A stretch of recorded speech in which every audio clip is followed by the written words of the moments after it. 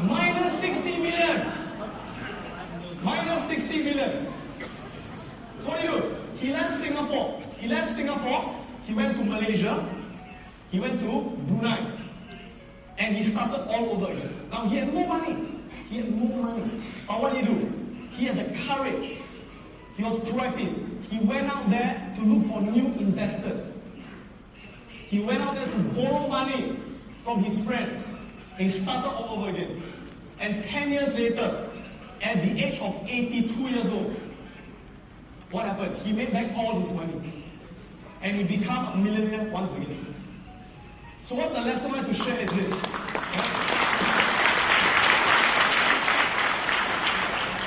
That every time I read this article, I get very inspired myself. Because it reminds me that I should never ever give myself excuses. When I think I'm too old, hey, there are people older than me. When I think that I got no money, there are people who are worse than me. Right? But it is not our event. It is how we respond. That is what makes a difference. How many of you here think that you are lucky? You are lucky. Okay? Lucky, you are lucky. How many of you think you are not lucky? Okay. How many of you think that no matter how unlucky you are, there are other people who are more unlucky than you? There are other people who are more unlucky than you. If you think you're unlucky, there are people who are worse. And some of these people could be even more successful. Is that possible? Is that possible? Yes. How they choose to respond. Okay? How many of you feel that right now, when something bad happens to you, you respond in a way that makes you feel bad, that makes you feel lousy and you feel like giving up? Alright? How many of you want to learn how to control your response? You want to learn how to control the way you respond? Great. Let me teach you a formula. And this formula is on page 8.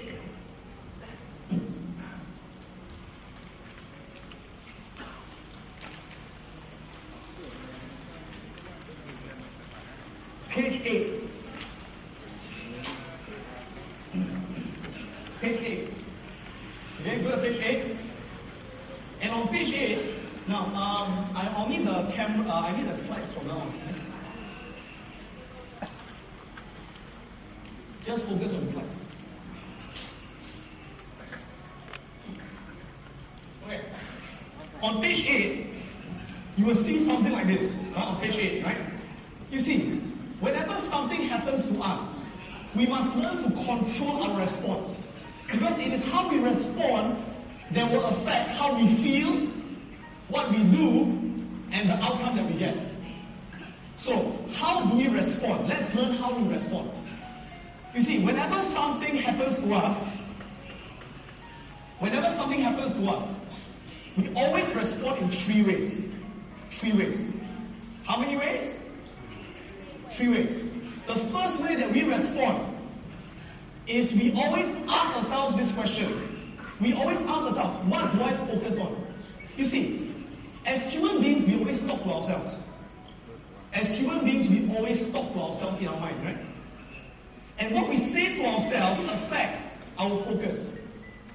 So the first thing is, what do I focus on? So some people, when bad things happen to them, what do they focus on? They focus on this question. They ask themselves, why did this happen? Why did this happen to me? Right? And some people, they focus on this question.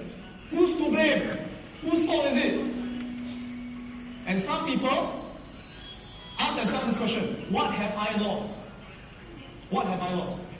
So imagine that man who was 72 years old, right? Mr. Lim. When he went bankrupt, when he lost all his money, imagine if every day he keep thinking, why did this happen to me? Why did this happen to me?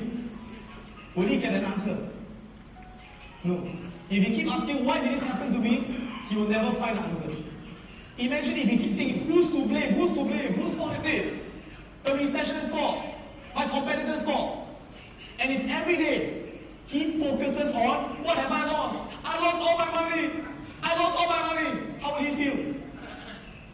He'll feel negative, right? He'll feel lousy. And probably what will happen? He will give up. Now, people who succeed, why? It's because they don't focus on the problem. They don't focus on what they lost.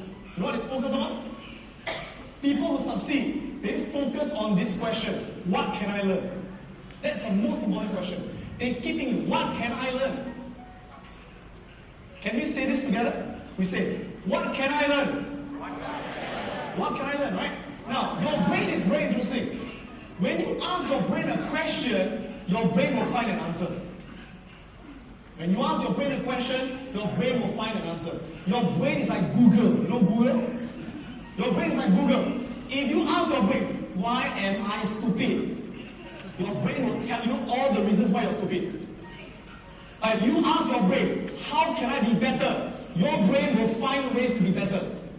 You must control what you say to yourself. So if you ask yourself, what can I learn? What can I learn? What can I learn? You know what? You will learn something. So that man, Mr. Lim, he asked himself, what can I learn? What can I learn? And you know what he learned? He learned that his business must keep improving. His business must keep changing. All competitors will take it away. That's what he learned. And he focused on the next question, which is, what do I have? You see, losers always focus on what they don't have, and they feel lousy. I don't have money, I don't have time, I don't have this, I don't have that. Winners always focus on what they have. So that man, Mr. Lim, he focused, what do I have? What do I have? He doesn't have money, but what does he have? He has mindset. Yes, he has got his mindset. He's got his experience. He's got his health. He's got his friends, right? And when he starts to focus on what he has, he begins to feel motivated. You gotta focus on what you have. And the final thing, he did not focus on what he lost. He focused on, how can I turn this around? How can I make the money back? How can I make the money back?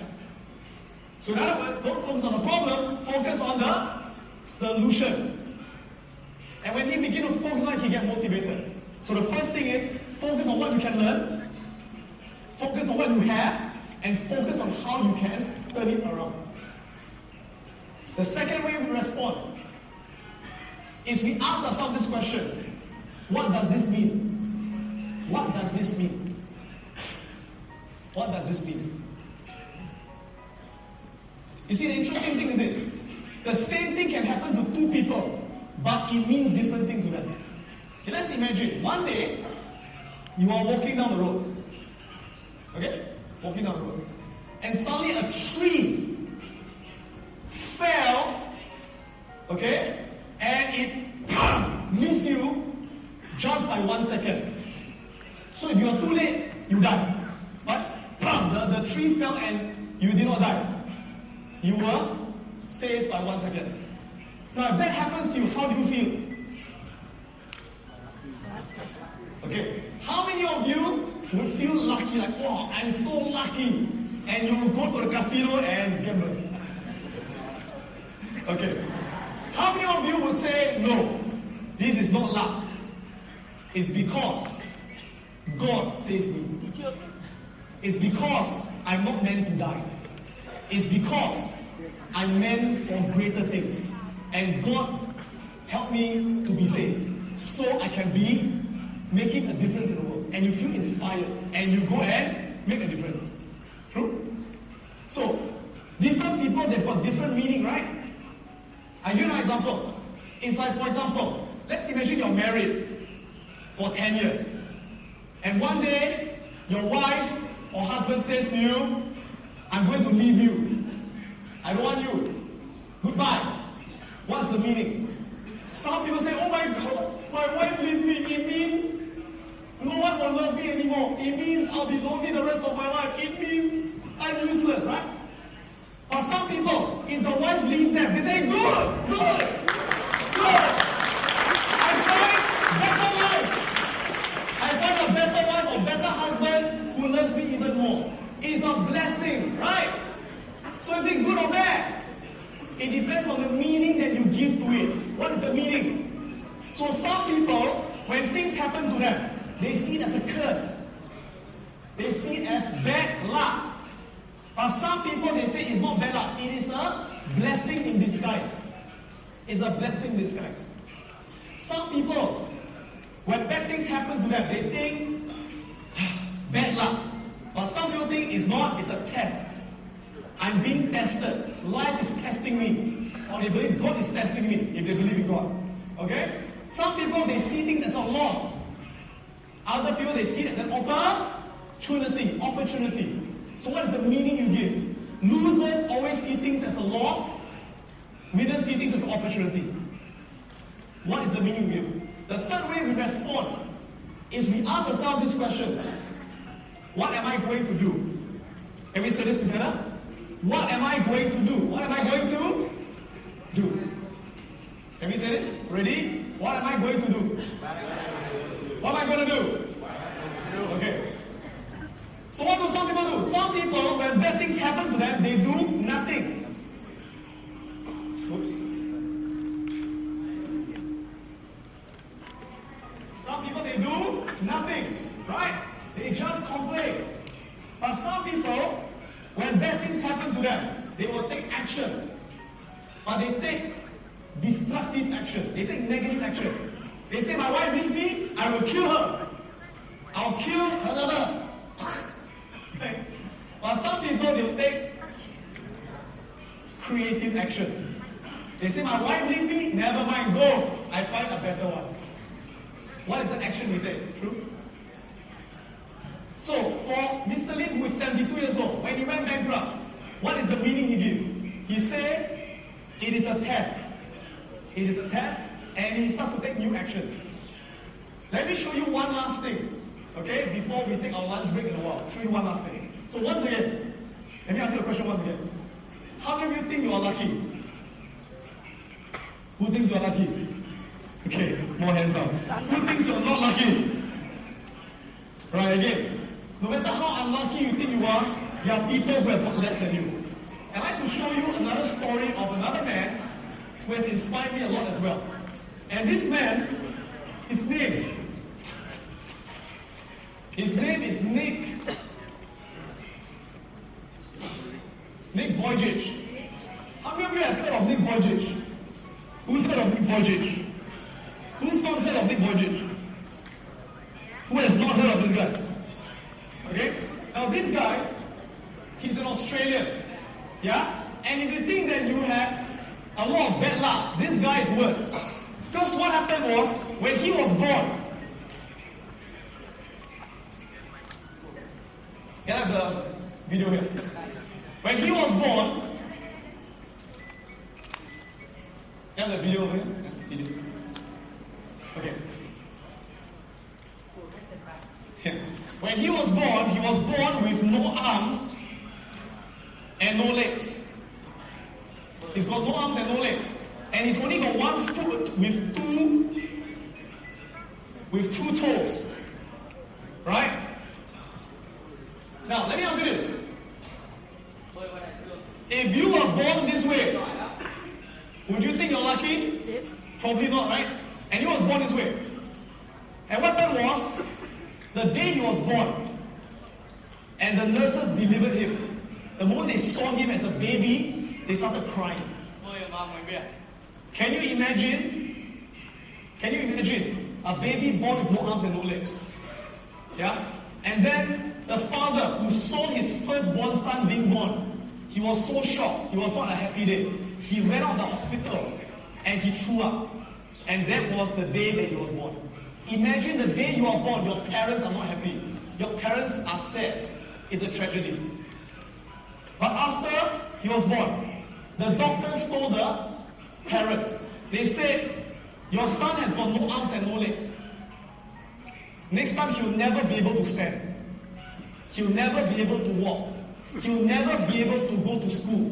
He'll never be able to get a job. He has got no future. He's got no future. But after the parents accepted the fact, they say, you know what? He's still our son. We will still bring him up and love him like everyone else.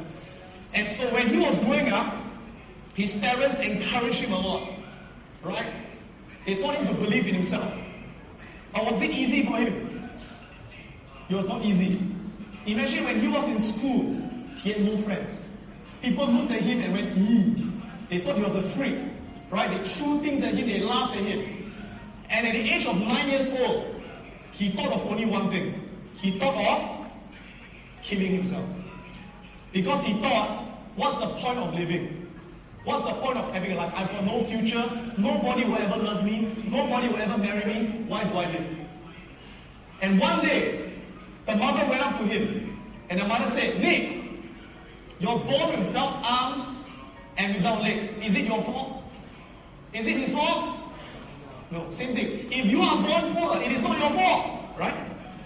If you're born rich, it's also not your fault. But the mom said, Nick, you have a what? You have a what? Choice. Can we say this together? Everyone say choice. You have a choice. Thank you. You have a choice. What's the choice? Can I go back to my slides? Back to my slides.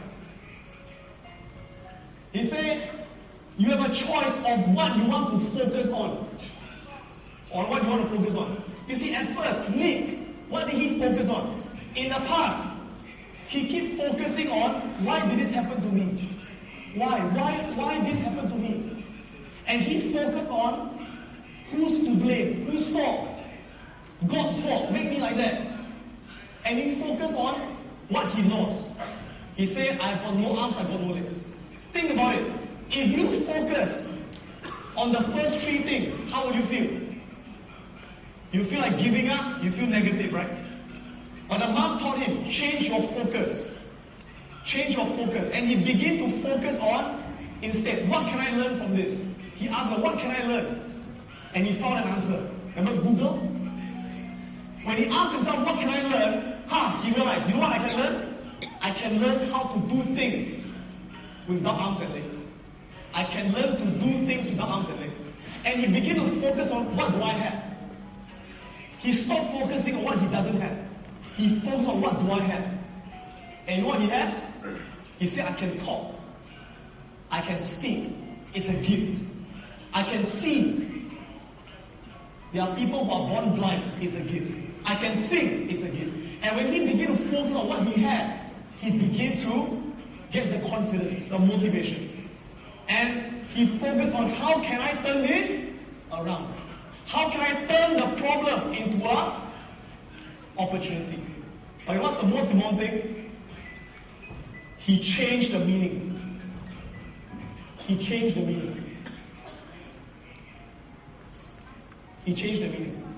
At first, when he's born this way, you know what he says? He says, it means I'm worse than other people. It means I got bad luck. It means I'm disabled. It means I'm just unlucky. But after that, he changed the meaning. He said, you know what this means? I'm not unlucky. He believes. God purposely made me this way. God made me this way to test me. To get me to inspire other people. To test my courage. That's what it means. He said it means I'm here to inspire the world. And the moment he saw himself as someone who is meant to inspire the world, he began to then focus on taking action. So what did he do? He began to have a vision of his life, to have goals. And he set 5 goals for himself. His first goal that he said, when I grow up, I want to become a millionaire. He said, I want to be a millionaire by the age of 30 years old. Can you imagine someone like him say, I want to be a millionaire with no arms and no legs? His second goal, he said, I want to go to the university to get a degree like everyone else. His third goal was to become a motivational speaker like Adam right? And his fourth goal was to write a book. Imagine writing a book without arms and legs. He writes a book with 2 toes, typing on the keyboard.